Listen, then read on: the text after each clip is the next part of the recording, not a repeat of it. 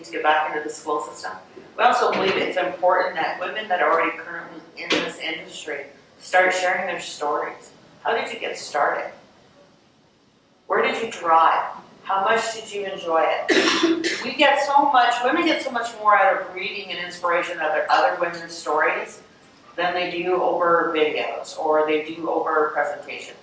I can share a blog on our website that's about a woman in the industry and how she started, and I will get emails like no tomorrow.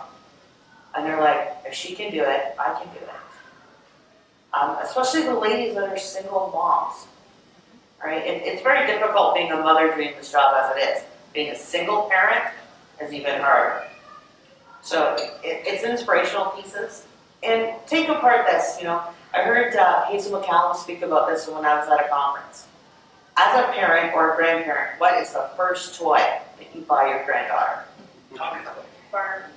Barbie. Next time, buy her a truck. Garbage truck, transport truck, Tonkas. Teach your daughters and granddaughters to play with trucks. Otherwise, we're never going to teach them about the rest of the world. And they're going to grow up thinking about that house with the white picket fence and a husband and barefoot and but kids running around the house, which we all know is not reality. It's a nightmare. I tapped into the 5 kids, and that just took me right out of there. That is the goal of my stepdaughter. They are on baby number 3, and they want at least 5 children. So then they need 5 trucks, right? Because you can't. It's about every single one. Yeah, we got every single one of them one. And our company just had company truck today. So, and our latest addition is a little girl named Poppy, and she has hers. Very nice. Vicki, what do you think with the truck? You're not driving, but you've been in this industry for a long time. What attracted you to the industry? Because you came. That's how I did go at it, actually. So I came right out of high school, college, and just walking around, and I needed a job. Girlfriend, grabbed me a job and started reception, and it's like, people are just nice. Must be a company. Oh. Then went through a recession and went to another trucking company. I thought, wow, I like the industry's personality and whatnot. But what people didn't tell me is you need a blood transfusion to get out. I didn't realize that because I'm still in it. And I love it. Like people are very, very considerate, helpful. You know what I mean? I've never felt uncomfortable, you know what I mean? Or, you know what I mean? Like, I don't belong there. You know what I mean? Like, people I've found all the way through have been, if anything, more than helpful. Because if I've had enough to stay and work with some of the rough and tough that do, but they want you to learn, and they realize that you've been around for so long. It's like, okay. And then, as it turned out, our daughter, and she was just going to stay for one day. And if you really want to live at home and work as well with your parents, so she came over for one day, and I might just want to stay. And long story short, she's opening up an office in Mississauga for us. So, and she's been with us for, ever since she was like little that way. But she's saying, as I'm getting to meet people, I like the industry more. You know what I mean? And it's like, okay. You know what I mean? She says that people are, it's just different. Like, it's okay to ask a question. Like, you're not like, and I don't know, like she just feels very, very comfortable. And I think that with everybody and all the way through, like, it's just a good industry. You don't feel uncomfortable anyway. Well, she met me and she wanted to come in the industry. That's different already. That's great. No, that's great. And you guys are doing very well with it. Shelley, you're still on the road, and Janet's been on the road for a long time. What are you doing as far as safeties on the road, or what is the carriers? Are they doing anything as far as? I know as a guy, I've been in truck stops. I drove for over 25 years, so I've been in truck stops with everybody else, and I didn't feel safe in some. Jersey City comes to mind. Just say no. Just say no, yes. But are they doing anything? And there's security is important in the industry in general. Either one of you. Shelley, you go first. I asked you first. There isn't a lot of carriers that I know of that teach anything in regards to personal safety, regardless of what sex you are. It's just kind of driver beware. Most of the drivers get their information from other drivers through social media.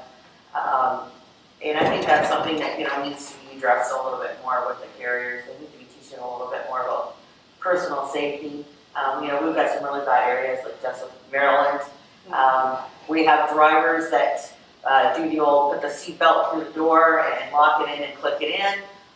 But the first time there's a fire in the truck, they forget they don't have scissors or a knife there, and now they're trapped inside of a burning rig because they can't get out. So we need to teach proper safety mechanisms. There are mechanisms out there that can be bought, and I think we need to focus a little bit on those. Yeah, what was your experience with your own? I team drove, so I have my husband. Well, so are you saying that you have to get married to do this job? That's all what you're saying. No, team drove, just like Shelley. No, but as a female, there are places, when I said just say no, yeah, it's funny, but at the same time, there are some places where I know are dangerous, even for a man who you think has strength or whatever, but they're really dangerous areas. You have to be concerned about people with guns and knives and the fact that you're not the right color. There are areas that truckers have to go that are really dangerous. As a female, you need to be aware of that. Some days refusing to drive to that place because of just personal safety. As a female, we're usually underpowered. That's just a fact of being a female. You have to accept that. But there's things you can do. You can make sure that you're parked in a lit spot. Don't go wandering around in the dark. It's just, there's some common sense safety, but I agree with Shelley that carriers in general for personal safety do not teach drivers, period, male or female, how to really safeguard yourself, making sure that you don't get hit over the head. I've talked to drivers who've been hit over the head. People with a ploy saying, going into a rest area and someone says, oh, I've got someone sick, and doing that. And meanwhile, someone else comes up behind them, you go to help them, they knock you out, and they steal all your money, steal stuff that's in your truck. And it's like you wake up unconscious because they'll work in a team. And that's something drivers have to be aware of. But like Shelley said, most of that you get from talking to other drivers. Right. Are they doing anything different in the truck stops? Because I've heard that they've had secure areas, so women can park in those areas. Are they doing that at all, or? They have reserved parking that they charge you anywhere $12 and $20 for the parking spot, but there's no security there. It's just so that you're parked closer to the door. You can pay for the service. I tell the ladies, walk with a purpose. Okay? If you walk with your head down, you're a target, you're a victim. Walk with a purpose. If it's at night, pull up to the fuel island, run in, go to the washroom, then go and park your truck. Do not walk across the parking lot. If you're going to walk, do you walk down an alleyway at 3 a.m. in the pitch dark? Man or woman? No, we don't. Don't do it in a truck stop. It's common sense. Common sense. Good to know. Good to know. Vicki, you deal with. Do you find any difference in the industry from drivers? You have a lot of drivers that come in just generally to your location. And your daughter Randy is usually the front line of defense. You've kicked her to the front there.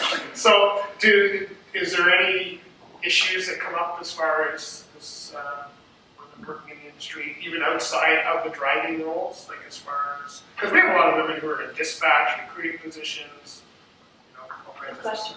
I'm finding that as far as starting up a new company, because we start up a lot of new carriers and whatnot, we've had a few emails come through and they haven't gone that next step. And I don't know, I find that's a very interesting question, a really, really good, very interesting question. I find when they're with somebody, then they'll more so, start up a company, whether they're in a partnership or, however. And I think that's something that we definitely should start voicing out there, whether we're writing poems. You know what I mean? And saying that it is okay to make that step. And, even though we may not have been behind the wheel, it is still okay to be able to guide people and come in the industry in a different way that way.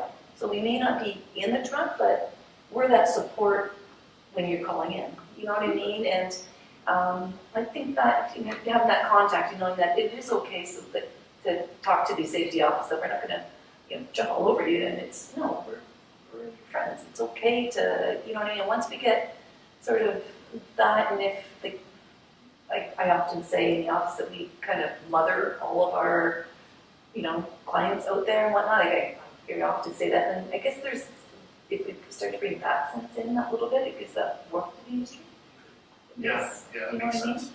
That makes sense. Yeah, there's, and I was just thinking of that. Maybe Shelley, you can tell. How many women owner-operators are there? Do you have any? Do you have that number? You may not. I don't have it. No, I don't have that number either. It's, that's a government secret, We don't. Being an owner-operator is a secret? Yeah, government's it's very secret. They can't, I almost guess nowadays, asking that question, you can ask for owner-operators, they're probably not allowed to ask if you're male or female. Because, you don't want to be always gender specific. We try to take gender out of things now. Yeah, but the whole idea of this is women in the industry, right? So it's hard to But, I mean, government statistics though, they would just be who's owner-operator.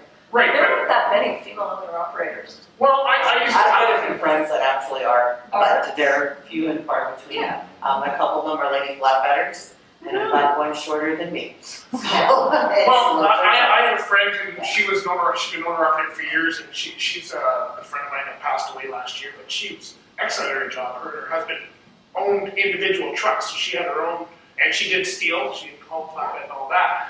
But I was just thinking that in the other areas of business that I'm in, like I go to networking groups and stuff, and there is a ton of women in business, so it's not that women don't understand it. But you don't hear about that in the trucking industry, and I was just wondering if maybe it's just like not hearing about it, or in the industry. Like at Sharp, is there any women owner-operators at Sharp? we have 7 owner-operator teams at Sharp. And let me tell you, those ladies drove the trucks. And the dispatch will tell you, when those ladies come in, you jump. That's it. They're very dollars and cents. They're right down. They know the best places to get fuel, what states, the taxes, and they'll come in if they've been shorted 1 penny on fuel. 1 cent is all it takes to set one of those ladies up.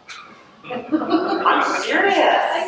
Right? That's a good, you know what, they should be helping because the guys, they don't even look at their statements. No, most of the times they don't, but these ladies drive, they do it all, and they take care of the books or the business side of the company, and they worry about everything right down, and I remember saying to one time, I said to her, it's a penny. She goes, do you know how many pennies are in a dollar? And that's what was her philosophy in life. You know how many pennies there are in a dollar?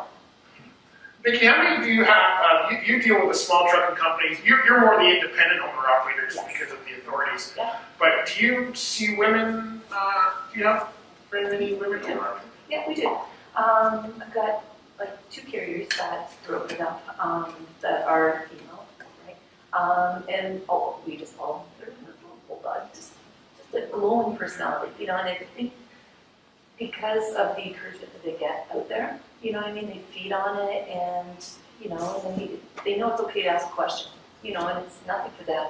But when you do, and I definitely agree with you, Shelley, you know what I mean? Like they explain, you know what I mean? Like explain this to me as what we would if you don't understand something. They'll say, no, that's not right. Like hold on a minute here. Let's go at it this way. And I definitely, you're going down, especially the hours of service, like that comes up, I think. It could escape. Yeah, I definitely agree. They'll definitely ask the question, and and they're not afraid to. It's okay to ask a question. Like women aren't afraid to. Women are nowhere near as afraid to ask a Yeah, question that's as right. men. Yeah, A woman will ask, even in training, Yeah, females will ask a question before a guy will. yeah, They're not afraid to confirm that their information is right because we don't have to know it all. We do know it all. But we know it all because we ask questions. And we've got our ducks all in a row. Guys, don't argue that, there's not enough of us to take them on, should they go crazy, so we'll just agree, okay? Girl power. I think dinner is almost served, but I just want to get, so is there a question from the crowd for these ladies? It's more of a comment, just how you guys present yourselves. It's amazing, just leaders yourselves. And I hear a lot of it about the drivers and all that. Through my progression, even through last year to this year, when I'm out and I'm hitting the road, I do see a couple of women here and there. It's not a huge thing right now, but the potential is there with all the retirements and everything like that. It's a good career to get into. But the one thing I would say is, just as you guys are business people and owners of your own companies and training in this industry, a lot of the carriers, if you look and you go to LinkedIn and you go on, a lot of them are women. A lot of them are women. So the industry is full and it's great. And those safety issues become an issue. Like these are things that I find positive traits with women get put into this industry. And there's a few different things of thinking, but there's many different things. And if you bring somebody with something new to the table, it helps out the industry. Huge. You've interrupted a little bit, but I Sorry. believe women really push value. Yeah. We instill the values of, again, I'm not trying to, but we're loud about it. Like, we push the values. Okay. There was a couple questions. Oh, I just want to know if there was an age limit. No, that's the beauty of trucking. It is not an ageist industry. My husband was 53, closed down a business. He had customers that were truck drivers. Problem is, at 53, you're an electronics technician, where do you get a job? And then he had guys saying to him, you could drive a truck, and if you're smart, you'll get your wife to drive a truck, and then you can drive a team. I never disliked driving. And I went, okay. And so he got licensed, I got licensed a month later, and that's how I ended up in trucking. It was by a absolute fluke. I knew nothing about it. I went into the industry with my eyes wide closed. Knew nothing. Had nothing. We can make lots of money. And I went, okay. I don't dislike driving. I always enjoy driving. I learned to drive. We worked for a year for Schneider, left, and went to Challenger, and we're there for 9 years. So we drove a team. When we worked at Schneider, we had to drive solo. So I've done that. Been a solo driver, getting to go to really interesting places. But yeah, it's an industry, as there's more females in it. There's just not enough of us. But like I say, it's not presented, I don't think, young enough to women as an option, as a career option. There's no reason why women shouldn't think of it as something that we can do. Well, one of my current mentees right now is 59 years old, and she's had her license for 2 months. And that lady's doing awesome, and she loves her job. So to answer your question, the sky's the limit. You know when you're too old not to drive anymore. When you have to go every year to get retested. But you don't. You just have to. You don't. I have a It's question. 80, isn't it 80? Yeah. I have a question, and my question is, I think it's probably for Charlie, that I work in the office for Ontario Truck Driving School, so what we are facing is, because we're a school, the tuition. Tuition's a big problem, male, female, it doesn't matter. So are there scholarships out there for women? Is there something that can be promoted in the high schools, in the colleges, bursary scholarships, mentorship programs for women who want to get into this industry? Because if we want to tap into that next generation, we got to put something behind that. And so you've seen it with the technology industries, the science industries, ministry for women in whatever they changed the name to now. There's a lot of different scholarships out there for women, but truck driving, it still feels like it's a kind of like the Part of the problem with government funding and scholarships and grants is because truck drivers are not recognized as a professional skilled trade. So until the trucking industry lobbies hard enough to get this changed, we will have problems when it comes to funding for school. There's a lot of different funding pots scattered even throughout the province of Ontario, let alone the country. It's finding the resources, finding them, and finding out what's available. there are some programs that are available. There's one that I know of in particular that most people don't know about, and it will reimburse you up to $28,000 to go back to school if you qualify. No, that's not second career. There is another one. So, right now our organization we've been having quite a few meetings the last couple of months. We have now hooked up with 7 different agencies that are going to be able to help us with providing funding solutions for both sexes coming into the industry. We are currently working on a soft skills program, and then we want to start, hopefully, get some funding from the status of women. That's our goal, and to start putting some people through school. But we just found out down through the chute that the status of women is now going to stop funding for transportation. So it could put a very big kink in our plans, but onward and upwards. We're busy programming and plotting, and there's a lot of government red tape. You would not believe the red tape.